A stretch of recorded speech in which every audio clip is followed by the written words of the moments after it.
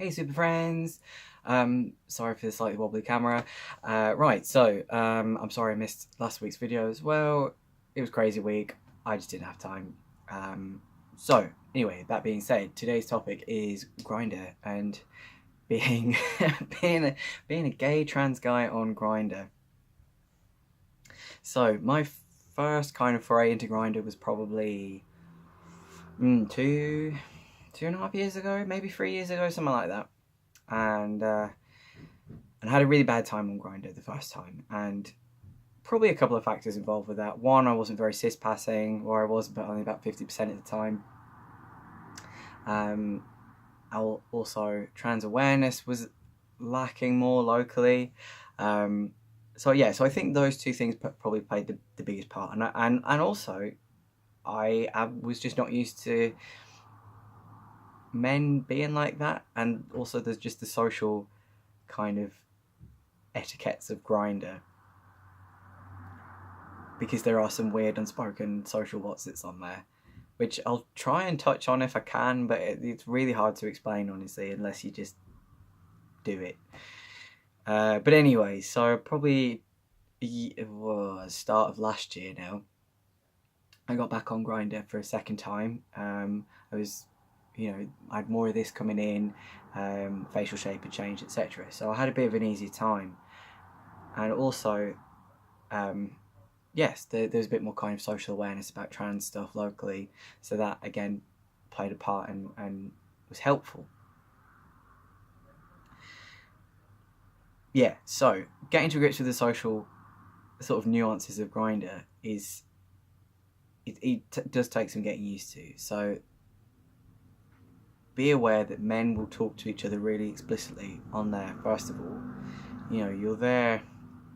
Most guys are there just for a one-off fuck. They're there for a transaction, almost. I suppose is the way to look at it. They're there for a sexual transaction. It can take a little bit of time to get used to that, and to get used to that kind of explicit, and kind of almost dispassionate talk about fucking. So the way I kind of ended up setting up my profile in the end was, because I started out with very much kind of like chatting with people, getting to know them, and sort of trying to gauge people a bit, which I still do, and for me personally is the thing I still do and will do when I get back on Grindr again, or if I get back on Grindr again, I should say. That's a thing that I still do. I just don't do it to the same degree that I used to. I've kind of relaxed a little bit.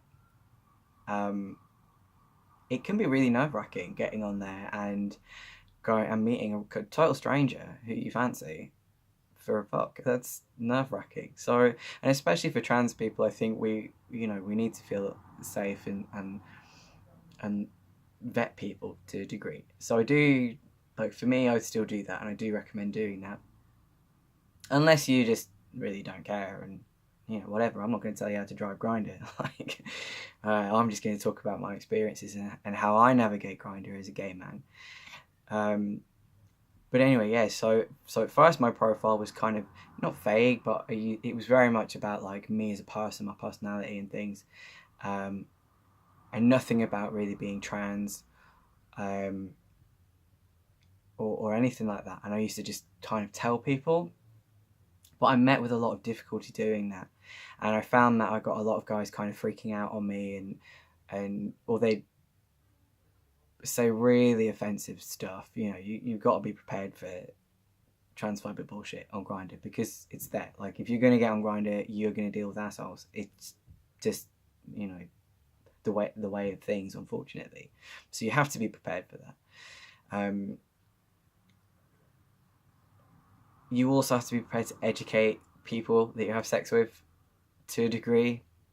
Not everyone. I have met some people that I've not had to do any kind of education with whatsoever, but 99% of people I've had to do some kind of education. Also, be prepared for people to, one, make the assumption that you're a bottom, that you're a total bottom. Two, that they will make the assumption that you use it, like whatever you've got down there. They will just assume that you use it, and a lot of them will approach you for that reason, and that because they want to see what vagina feels like, but they don't want to fuck a woman, so they kind of they might come to you about it. They certainly came to me about it, that's for sure. Another thing to be prepared for on Grindr is people asking you questions in a really awkward way. Sometimes they'll come across as being really offensive when they don't mean to be, and most of them will say, I'm really sorry, I'm about to ask a stupid question. I don't mean it to be offensive, but blah blah blah blah blah blah. And it's usually something to do with, like, what you not what your preferences are, though, that too, but stuff like do you use your pussy, or do you like this, or blah blah blah, and you'll get that kind of stuff, or you'll get people asking if you got a dick or a fanny, and all that kind of thing. So be prepared for that as well. In the end, I found the best approach for me was to be really explicit with my Grindr name. So I ended up, for ages I was like self-made man and kind of alluded to stuff that way, but then of course people would think that I was like fucking really rich or something, and I'm just like, no, I'm just trans. So in the end, I ended up, for the last sort of 4 months I was on there, I ended up going for bonus hole boy, because I was just like, if they don't get this, they never will. And then I put things like FTM, trans on my profile, and then I put a little bit about just like stupid interests and things I'm into, and kind of do like little, because you only get a limited space anyway, so I'd put like bullet points and things, and I found that was a really useful filter, actually, because the guys that weren't interested in that just would not message you, they wouldn't bother, and the ones that didn't care, or would be like, well, I don't care, I'm curious, or I'm whatever, they'd be fine with it, they'd message you anyway. Yeah, the other thing is, you will meet a lot of guys potentially who are just dead curious and just want to tick you off an exotic sex list or something that they have internally, or it's a fetish, or you'll get the chasers, you will get those.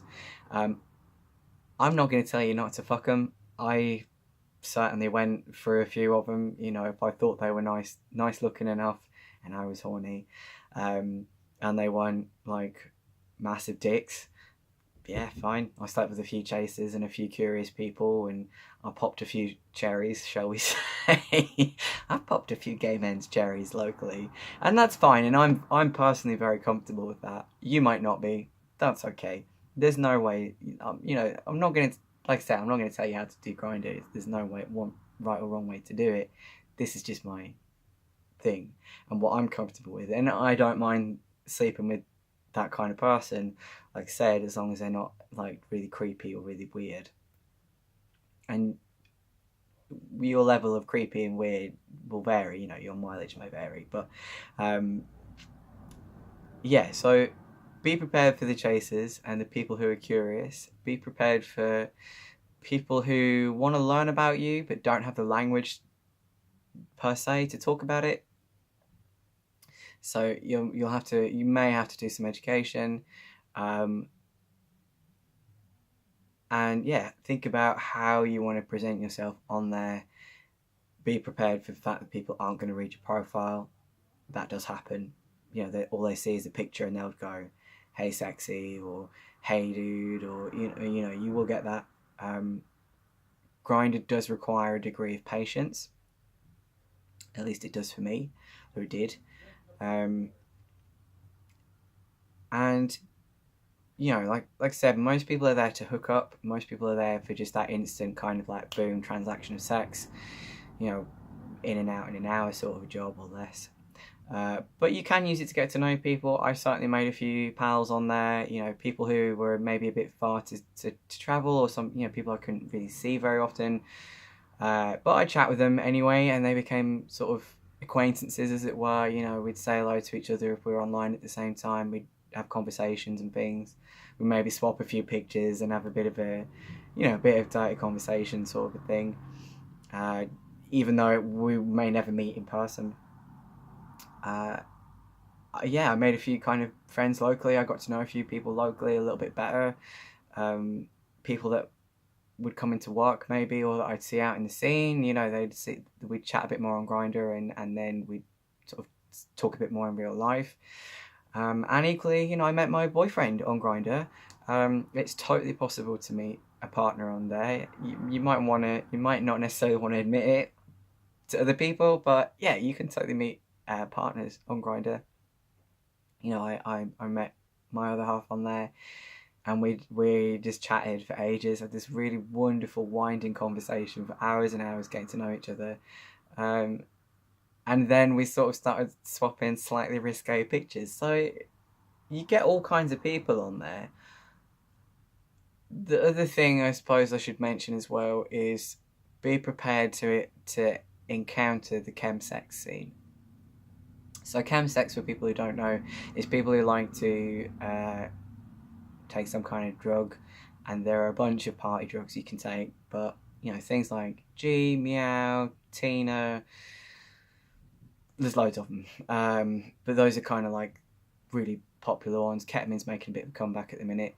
And stuff like that. Anyway, so people who like to have sex while on them drugs, you know, so be prepared to touch on that as well. You will meet people who are into chems. It's often known as like party and play, I think, in the US more commonly.